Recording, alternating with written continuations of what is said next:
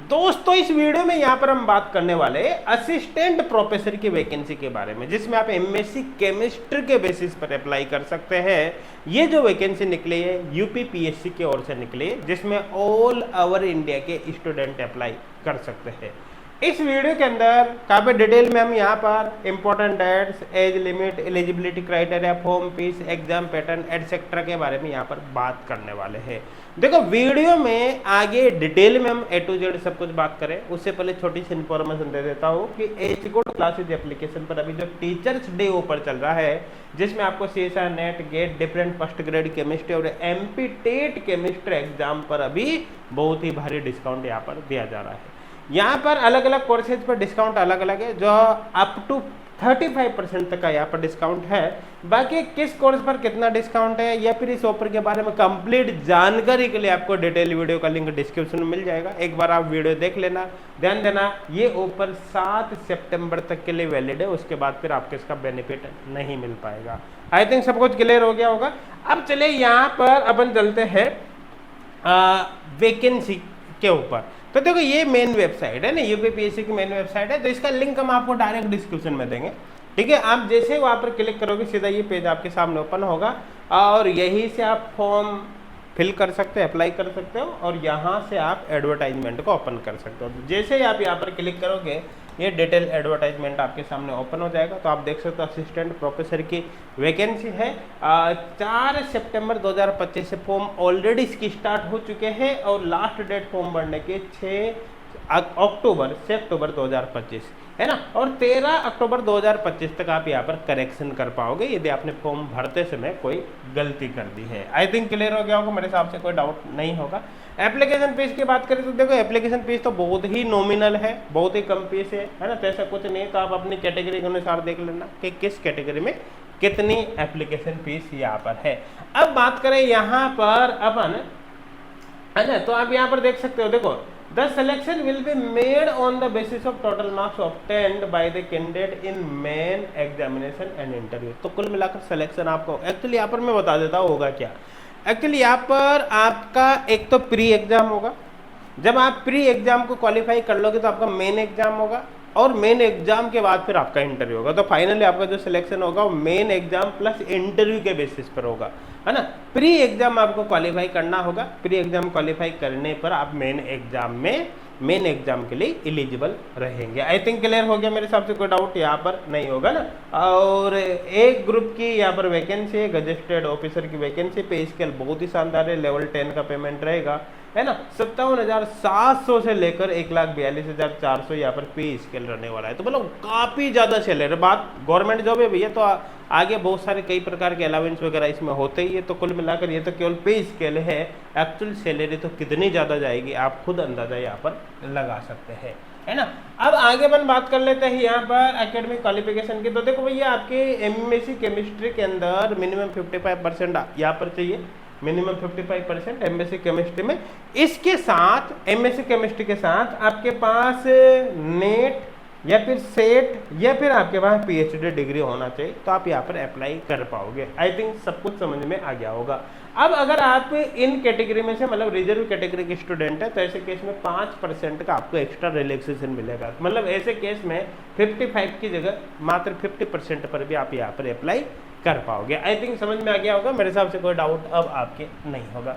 अब बात करें यहाँ पर एज लिमिट की, तो देखो मिनिमम 21 साल और मैक्सिमम यहाँ पर 40 साल है और एज की कैलकुलेशन 1 जुलाई 2025 के अकॉर्डिंग आपको यहाँ पर करनी है। साथ के साथ ही, है ना, कैटेगरी में यहाँ पर जो रिजर्व कैटेगरी है जिसमें 5 साल का एक्स्ट्रा एज रिलैक्सेशन दिया गया है। आई थिंक समझ में आ गया होगा, है ना। आगे यहाँ पर बात कर लेते हैं।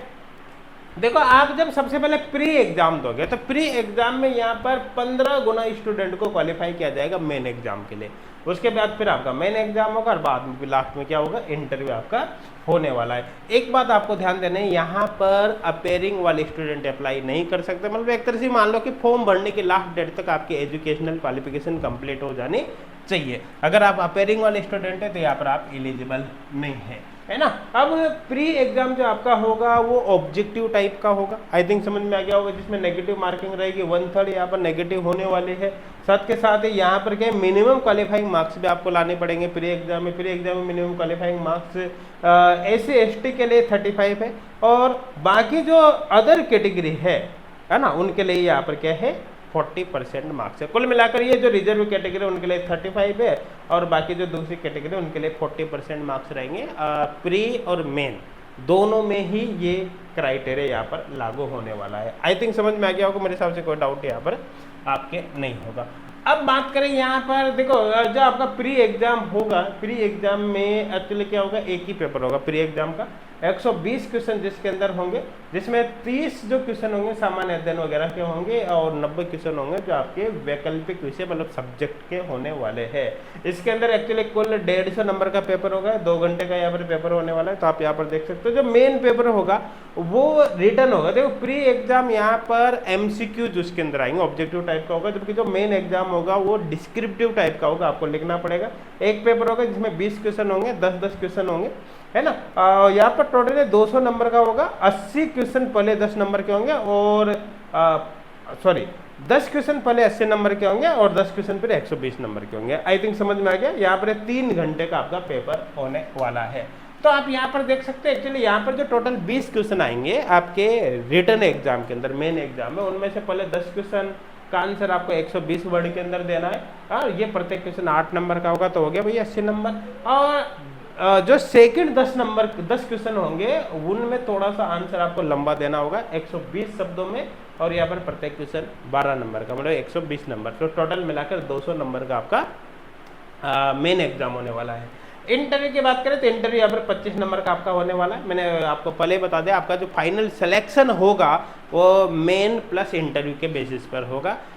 प्री एग्जाम का सिलेक्शन में कोई रोल नहीं होगा। प्री एग्जाम आपको क्वालिफाई करना होगा। प्री एग्जाम में